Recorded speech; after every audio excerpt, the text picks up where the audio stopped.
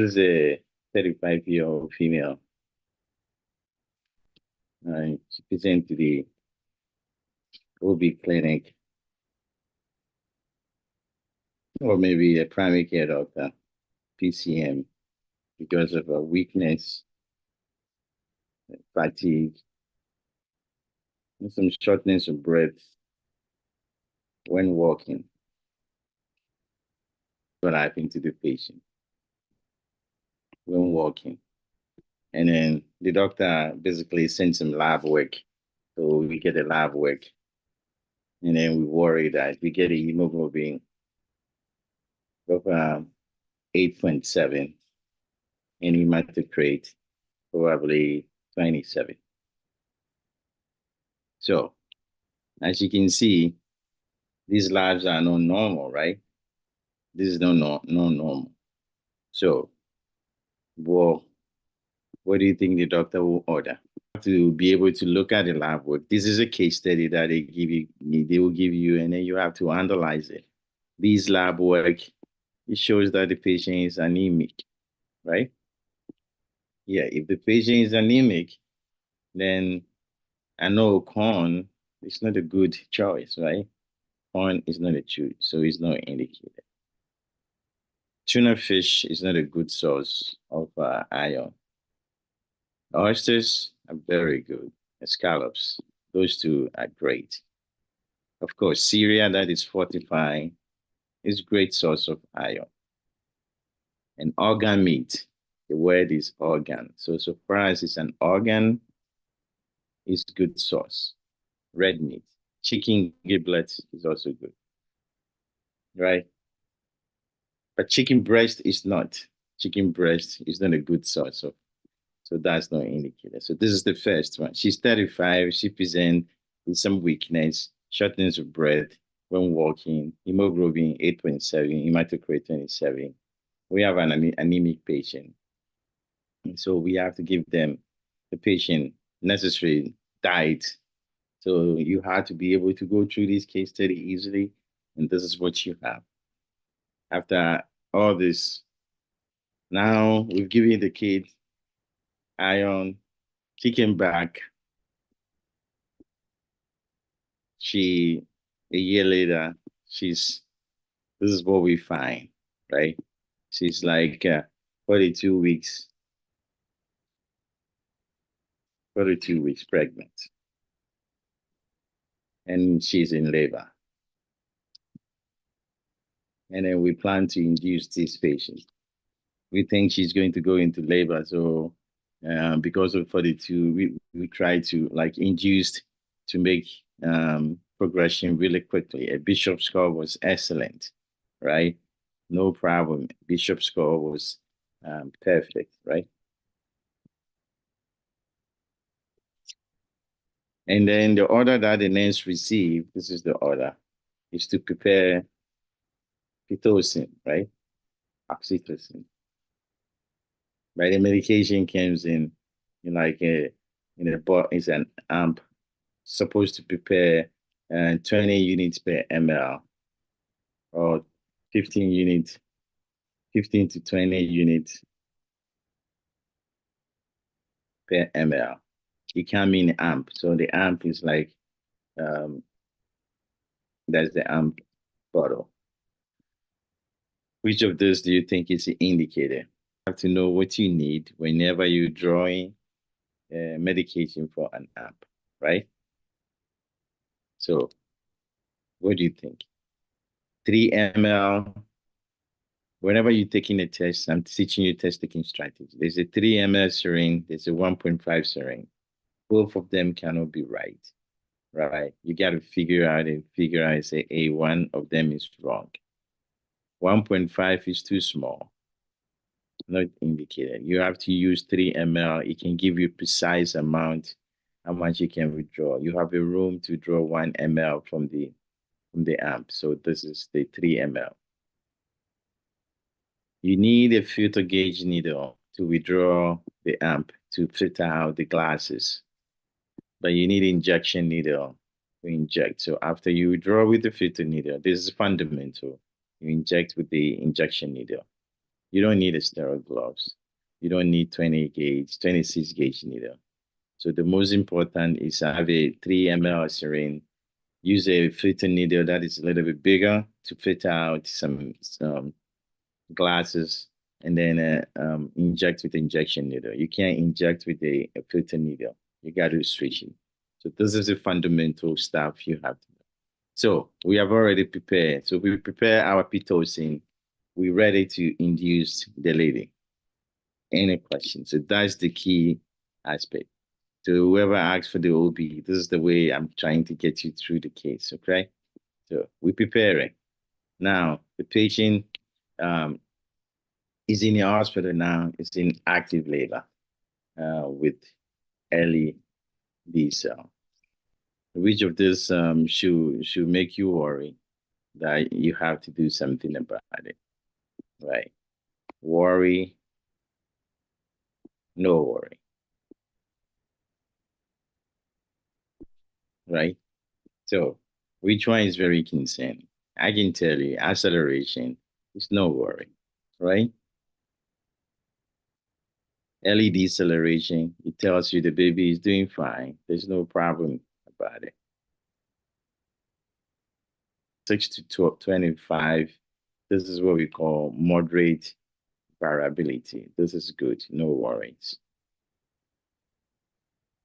Invariability, that means the fetal heart rate remain at 120. It never changed. That's something you should worry about. And if there's a marked variability, that means it's greater than 25. The maximum is also have to worry. I want you, don't forget this thing. They always put it in your case. You have to know different kind of variability and how it affects the baby function. So moderate variability, invariability, marked variability, acceleration, deceleration. So this is what we saw the baby in that condition, right? So those two, we have to call the doctor and let them know that email and know that this is what is going on. And we already started Pitocin, right? It's an IV Pitocin. And then so late D cell. Okay, late D cell. Which of the following action is appropriate or is indicated, right? Action indicated. Pitocin. And they're getting late deceleration, which you know, right? Late deceleration is placenta insufficiency. So we got to improve oxygenation, okay, and blood flow to the placenta. That is the key. And this is test-taking strategy. If any of this is doing this, oxygenation and blood flow, then you're doing great. If it's not, it's a wrong answer. You don't have to memorize this content. You have to take the question they give you, break it down into the way it's manageable. I give you active labor. I'm in Pitocin, in lady cell. The next thing you tell yourself, what is lady cell? Placenta insufficiency. What does that mean? Oxygen and blood flow is low. Therefore, my actions is to provide oxygen and blood flow, right? You let the doctor know, fine. It's not enough. Okay, fine. I'll let you know, right? Decreasing the Pitocin rate is a wrong answer. You should not decrease the Pitocin rate. If the patient is having late D cell, we have to stop contraction completely. The more the uterus contracts, the more we have decreased blood flow to the uterus, to the baby and the placenta, and therefore we're having issues. Therefore, number 2 is stop the poison, I call it. So this is not indicated. You should not decrease the rate. Trust me, if they give you this, they will put it there. Decrease rate is the wrong answer all the time. You have to stop it. Reposition the client. The best position to allow blood flow to the placenta is left lateral. Okay, so this is indicated. It's no knee to chest. This is not the prolapse. Okay, this is not the prolapse. It's not called prolapse, so it's no knee to chest position. So this is not indicated. If you give them the blood fluid, the blood become less viscous and it go to the placenta. So that's why we give them IV fluid. We give them IV fluid to dilute the blood and it can flow easily to the placenta. 1, 2, 3, 4, 5, 6. 6 is a trap. You should never put a nasal cannula on a pregnant lady. That's like, no, no, no, no. They know it's not going to do anything for them. Always, always, if you have to choose an answer for a pregnant lady who need the oxygen when they are in labor, it's a non-rebreather. It will give you enough oxygen, at least 10 to 12 liters. So this, even though it's a oxygen, you think we have to give the patient oxygen, but you choose it, is a wrong answer. It's not enough. Nasal cannula will not provide enough for this particular patient, so it's not indicated. So this is a trap answer, okay? It's a trap. So watch for it. You got to give them non-rebreather, at least something that can provide 10 liters, okay? No C-section. We're not ready for C-section yet. Unless all your intervention does not help, there's no need for C-section. NGN Gold is adapt and cleanse your base. If you want to learn NGN, you see, that's why I do this, so that you can be comfortable how they can, you know the content, but they will do this negative word indicated and indicated, intervene, don't intervene. It's just to trap your mind. Just go with the content. I know I have to do C-section, but it's not down the time. I have to wait until my intervention is not working. I see late Decel, notify the doctor, stop the Pitocin, reposition laterally, IV fluid, oxygen, and observe. If no improvement, hey, we got to act fast. So that's the key. But this is what the diagram is supposed to be. Okay? This is what it's supposed to be. And don't forget about it. Okay? Now, so that's what we got. That's what we got. Luckily, we do not have to do C-section. I'm making things up, right? Baby was delivered. Expected client is in stage 3 of labor.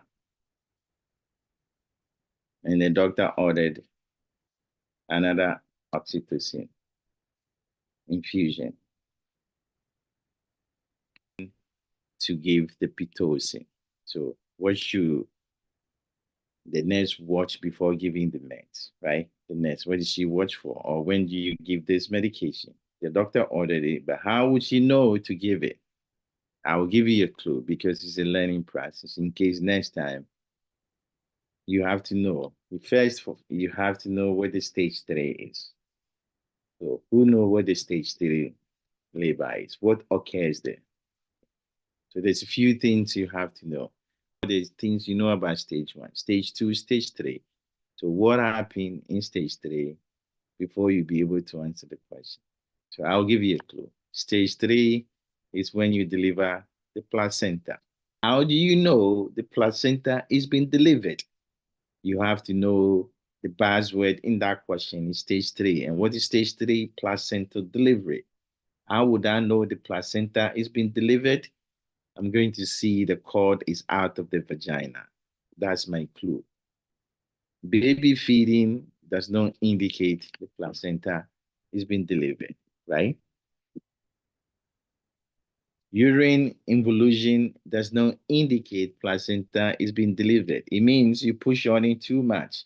That's why it came out. Or you yank on the placenta too much and the uterus came down. So even with that, you don't give them Pitocin right away. You got to reduce the involution. I said it, I put this there to trap other people, to pick it. That's the way. You don't thinking about it carefully. I know I have to help with the contraction, but when you have urine involution, you have to reduce the involution before you cause this contraction. Otherwise, they're going to be a problem. So a gush of blood is the first indication that we have delivered the placenta.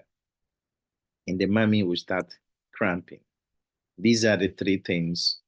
If you see a question about indication of placenta delivery, is that urine umbilical cord will lengthen and you see it in the vagina. you can see the urine, they'll be complaining about urine cramping and the gush of blood from the mother. So that's the indication. This is when the nurse know that, hey, I got to give this, and then she will give it to the baby mother, and then that will help with that. We deliver the baby is happy, but then the nurse check the baby temperature. Okay, check the baby temperature, and the temperature was 97 or 36 Celsius, so 97 Fahrenheit, or maybe 36 Celsius.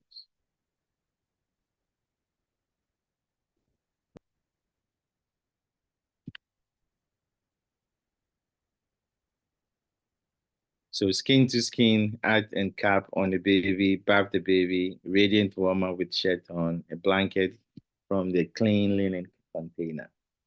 What do you think? 1, 2, 3, 4, 5. 5 answers. Do these kind of questions. So what do you think? Skin to skin. We have a temperature 97 on a baby. It's just a few hours from birth.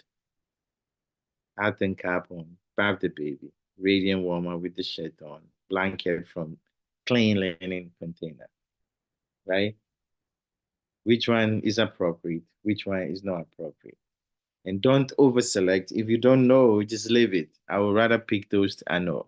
If you don't know, don't pick it. Yeah.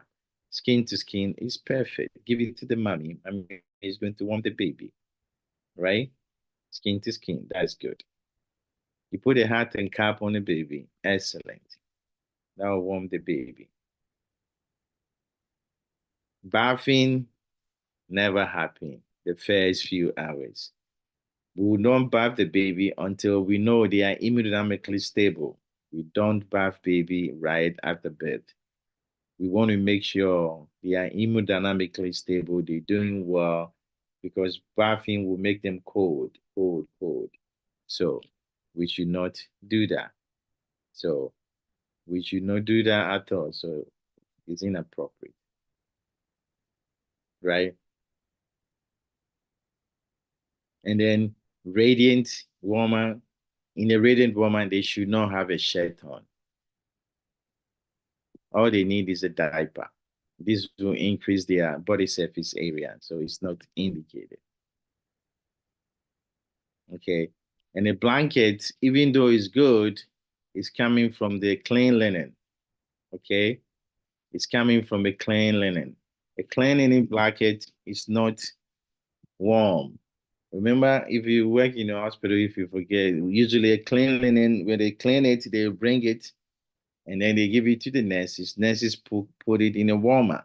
They take it from the warmer. A clean linen in a container is really, really cold. We don't want to give it to the baby. I want you to think about the answers when you select it. So 3 is a trap. A clean linen from the container is not, unless it's in the coming from the warmer. A radiant warmer, the kids just have to wear a diaper. You don't bath them right away. You put a hat and a cap on and skin to skin. So this is what you do. After we warm the baby, the last one, I think I'm done. Something just came to my mind. The last one, the nurse said, well, the kid was born at 42 weeks.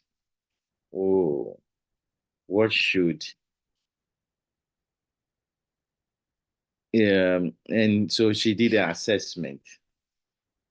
Thing. Which one you don't expect, right? Tell me about it. Or it will be your own work if you don't tell me. I'm looking at the answers. I don't see any answers yet. The key word is 42. Whenever you answer questions, don't just 42. 42 tell you it's postpartum, right? It's post-term. Sorry, it's post-term. Therefore, the post-term baby is bigger. You look like an adult. You look like somebody who's old.